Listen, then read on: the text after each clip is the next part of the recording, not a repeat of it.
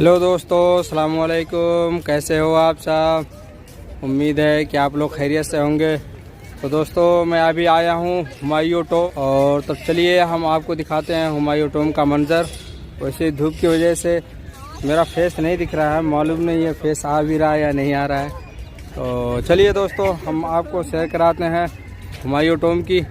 तो आप वीडियो को देखिए और एंजॉय करते रहिए। तो आप देख सकते हैं हुमायूं टॉम का पूरा ये मंज़र है।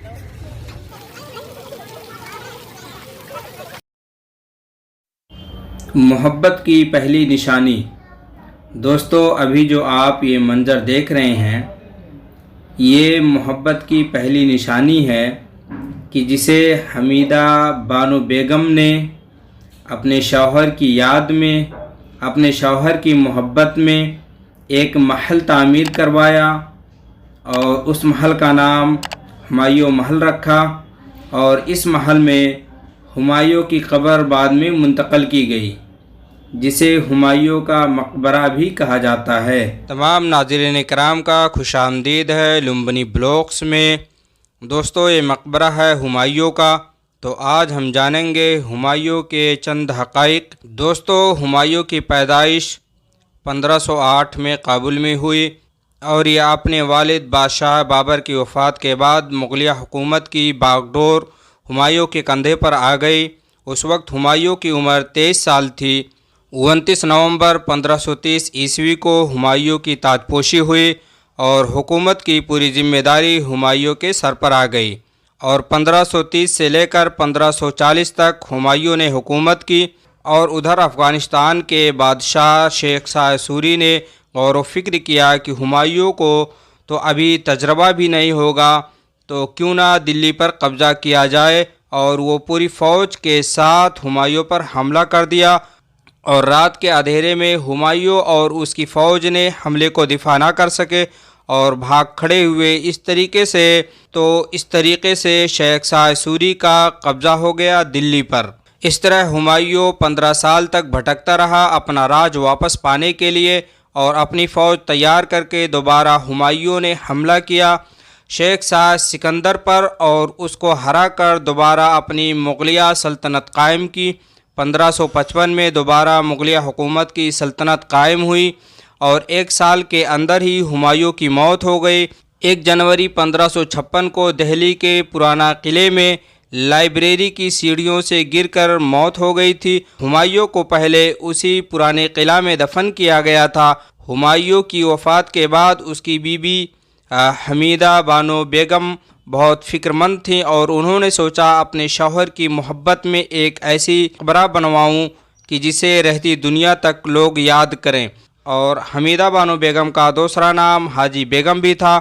और इस तरह हमीदा बानो बेगम ने मकबरा बनाने के लिए अफ़गानिस्तान से कारीगर ग़ियासुद्दीन को बुलवाया और इस मकबरे का डिज़ाइन ग़ियासुद्दीन ही ने किया था। 1556 में इस मकबरे की बुनियाद रखी गई और 1572 में यह मकबरा बनकर तैयार हुआ। 16 साल के बाद हुमायूं की कब्र को इस मकबरे में मुंतकिल किया गया। और इस मकबरे को बनाने में कहा जाता है कि उसके बेटे अकबर का कोई माली ताउन नहीं था, बल्कि पूरा खर्च हुमायूं की बीवी हमीदा बानो ही ने उठाया था। और उस ज़माने में तकरीबन 15 लाख रुपया खर्च हुआ था इस मकबरा को बनवाने में। और यहीं इसी मकबरे में हुमायूं की बीवियों की भी कब्रें मौजूद हैं। और इसके अलावा मुग़ल ख़ानदान और उनके करीबी लोगों की तकरीबन 150 से ज़ायद कब्रें मौजूद हैं। मुग़ल गार्डन में पहली बार हमीदा बानो बेगम ने मोहब्बत की निशानी अपने शौहर के लिए यानी हुमायूं के लिए मकबरा तैयार करवाया। हमीदा बानो बेगम ने सोचा कि मोहब्बत की निशानी एक ऐसी बनवाई जाए जो कि पूरी दुनिया में ऐसी ना हो, जिसकी मिसाल पूरी दुनिया में ना मिलती हो। 7 मीटर ऊपर चबूतरे पर मकबरा बनवाया जिसकी ऊंचाई 47 मीटर और 200 फीट चौड़ा है। और इसी मोहब्बत की निशानी के तर्ज पर बना है आगरा का ताजमहल। लेकिन उस वक्त हुमायूं का मकबरा दुनिया में एक अनोखा मकबरा था और मोहब्बत की पहली बुनियाद भी। अगर किसी ने मोहब्बत में पहली बार महल तामीर करवाया तो वो थी हमीदा बानो बेगम। जो अपने शौहर की याद में, अपने शौहर की मोहब्बत में महल तामीर करवाया और उस महल का नाम हुमायूं महल रखा। और इस महल की नकल बाद में शाहजहां ने अपनी बीवी मुमताज़ के लिए किया, जिसका नाम ताजमहल है। तो ताजमहल एक नकल शुदा महल है जो कि हमीदा बानो बेगम के बनवाए हुए मकबरे की बिल्कुल नक्काशी है।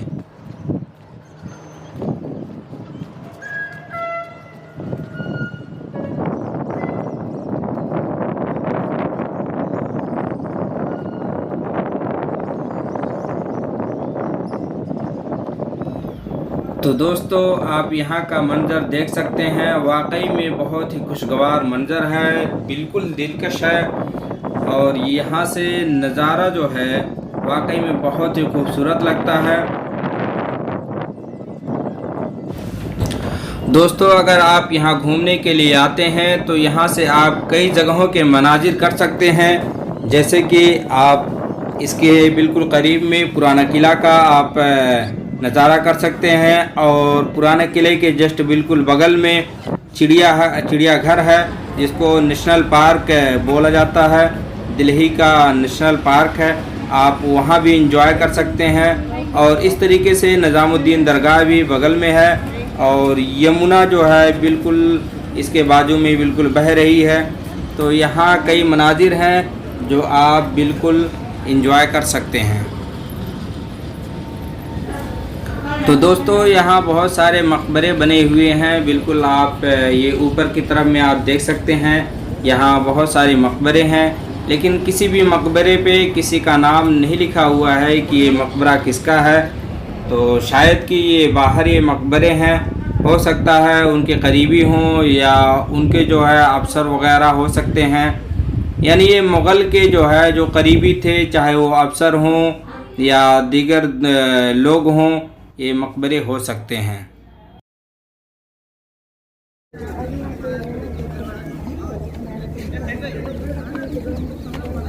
तो दोस्तों, ये इस मकबरे का दरवाज़ा है जो अभी आप देख रहे हैं।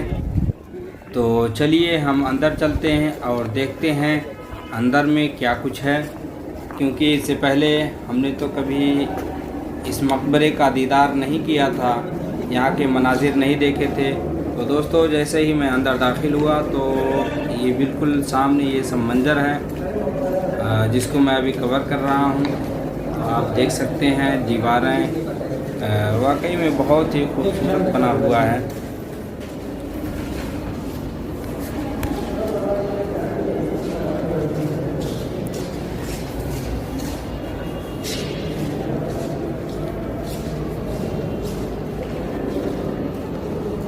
और ये आप ऊपर की तरफ देख सकते हैं, ऊपर की तरफ तो और खूबसूरत लग रहा है।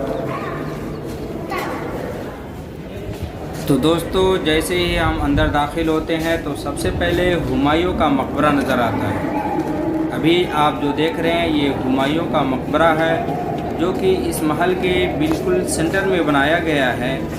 यानी चारों तरफ से अगर देखा जाए तो ये बिल्कुल सेंटर है, और सेंटर में हुमायूं का मकबरा बना हुआ है जो अभी आप देख रहे हैं। और इसके अलावा भी इस महल के अंदर मुग़लिया ख़ानदान के बहुत सारे लोगों के मकबरे मौजूद हैं, और हुमायूं की बीवियों का भी मकबरा इसी महल के अंदर मौजूद है। और उसके अलावा भी दीगर लोगों के मकबरे मौजूद हैं।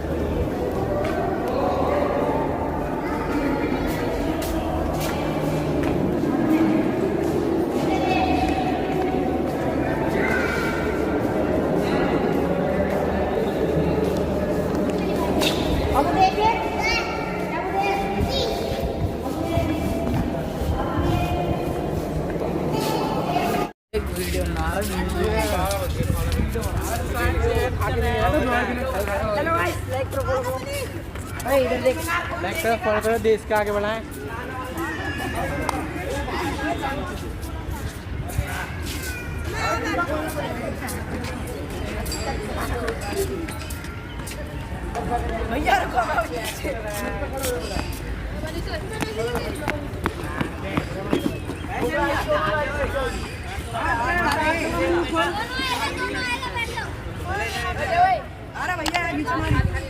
दोनों आदमी दोनों 2 मिनट को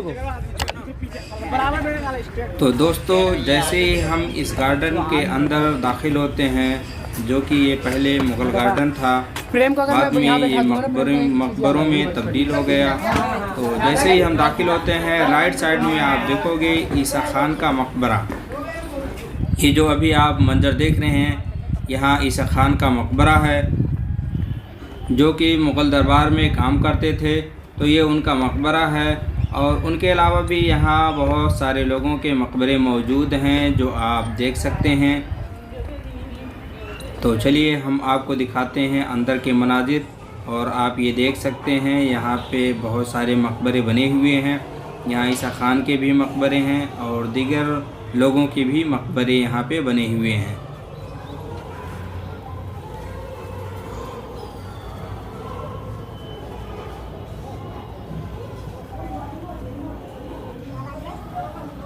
और ये ईसा खान के मकबरे का, यानी ईसा खान के महल का, ईसा खान महल का ये बाहरी नज़ारा है जो अभी आप देख रहे हैं।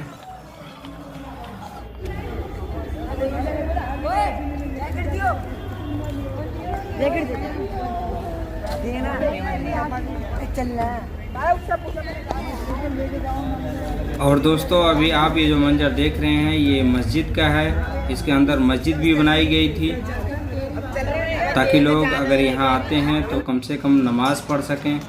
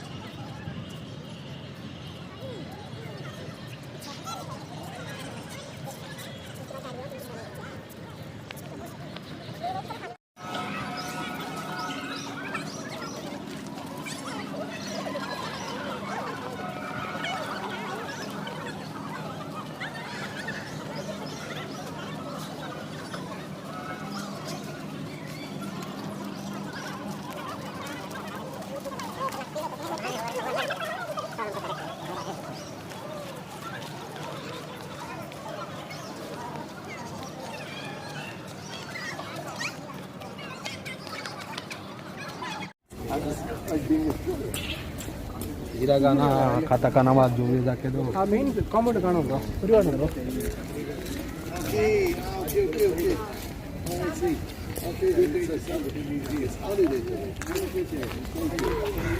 तो दोस्तों ये यहाँ का सेकंड दरवाज़ा है। जैसे ही आप अंदर दाखिल होंगे, आप जैसे ही अंदर इंटर करेंगे तो आपको राइट साइड में ये दरवाज़ा दिखाई देगा जो महल सराय की तरफ जाता है। तो चलिए हम महल सराय का आपको दीदार करवाते हैं। तो दोस्तों ये है महल सराय। महल सराय यानी उन लोगों के लिए बनाया गया था जो बाहर से जो लोग आकर यहाँ पर काम करते थे, उनके लिए ये महल तामीर करवाया गया था और इसीलिए इसका नाम महल सराय रखा गया था। तो ये बाहर काम करने वाले लोगों के लिए ये महल तामीर हुआ था और यहाँ पे भी कब्रें मौजूद हैं।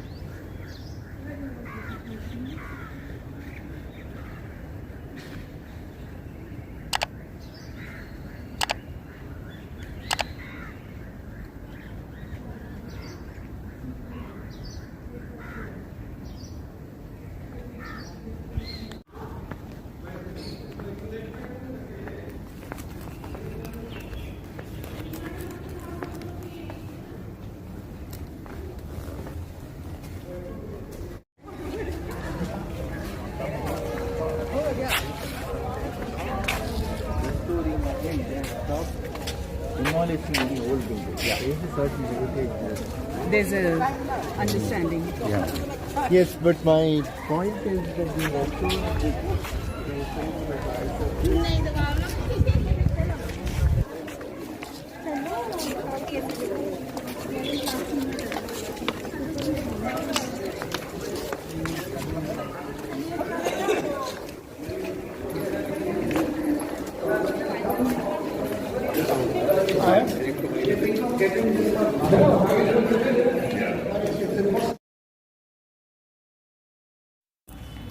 तो दोस्तों अभी जो आप महल देख रहे हैं ये कोई मकबरा नहीं है, बल्कि ये आराम गाह है जो आराम की गर्ज से इसको बनाया गया था।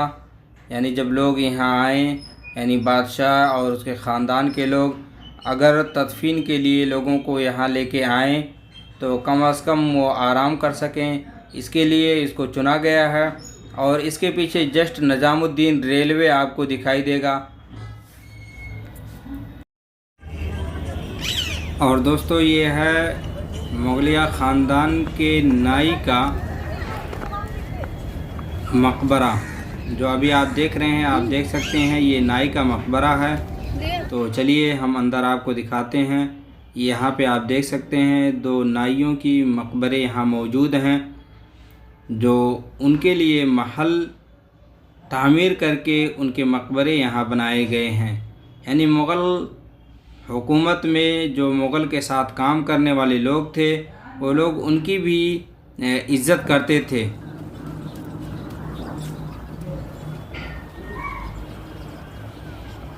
और ये दोस्तों हुमायूं का आप बाहर से ये मंज़र देख सकते हैं जो वाकई में दरवाज़े की तरह बना हुआ है। वाकई में कितना बड़ा और कितना शानदार और कितना खूबसूरत बना हुआ है, आप बिल्कुल ये नज़ारा कर सकते हैं।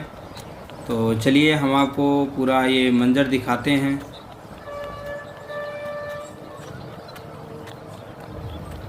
तो दोस्तों वीडियो कैसा लगा कमेंट में ज़रूर बताइएगा। और जिन दोस्तों ने अभी चैनल को सब्सक्राइब नहीं किया है तो चैनल को सब्सक्राइब करें